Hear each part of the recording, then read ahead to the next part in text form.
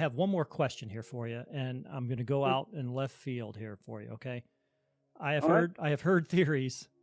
To me, they're not credible at all. But I'm going to let you convince me if you think this is the case. I've heard theories that the reason Bigfoot can't be found is that the Bigfoot creature is actually an interdimensional being, which is why they can't be found, because they don't actually live here. They cross a interdimensional portal, and essentially they're aliens.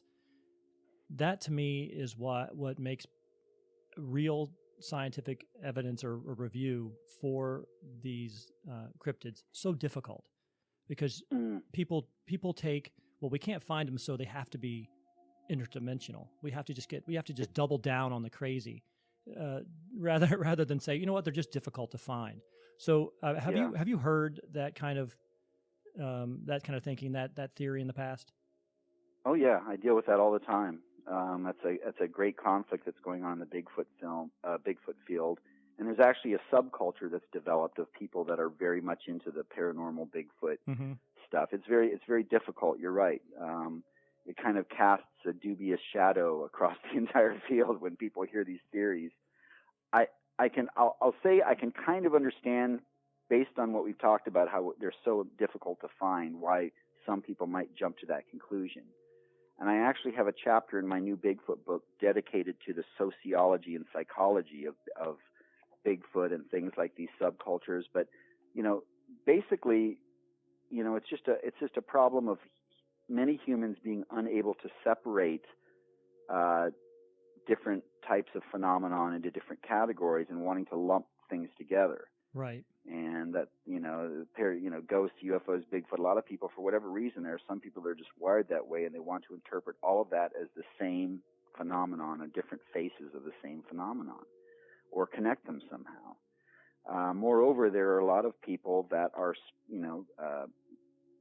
spiritualists and have sort of alternative views on the universe and physics and different things, and want to, link Bigfoot to religion and spirituality and the Bible and different things, and the Nephilim and all that. So, yeah, it's all about, everybody has a different perspective.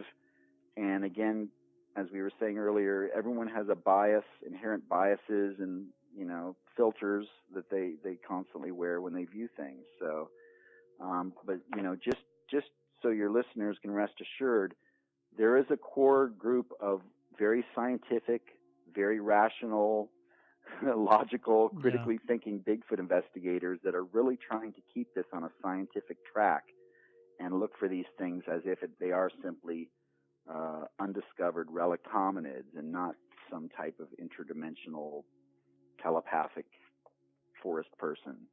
So I mean, but it's a struggle, because there are just a lot of people that view it that way, and yeah, that's the key. That's the key to me, because like you, I can fully get behind.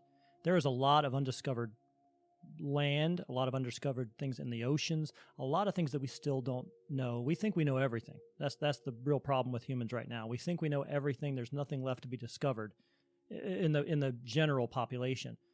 So then when people are trying to find some of these things that could potentially still be out there, then you've got the fringe that just immediately, as soon as you start telling me that Bigfoot is interdimensional, you've lost me. Now I'm like, oh, I can't get behind the whole thing, because now you've thrown me into some type of crazy, and I don't want to be that way, because I can completely get it that, at some point there was a land bridge between Alaska and Asia. Maybe these were apes that made that journey across that bridge, and they've evolved over time. There could be a lot of real scientific reasons for it, but as soon as you start throwing in that these things are traveling across dimensions, then it really has to hurt people like you who are trying to find scientific reasons. That's just my own editorial comment there. Sorry.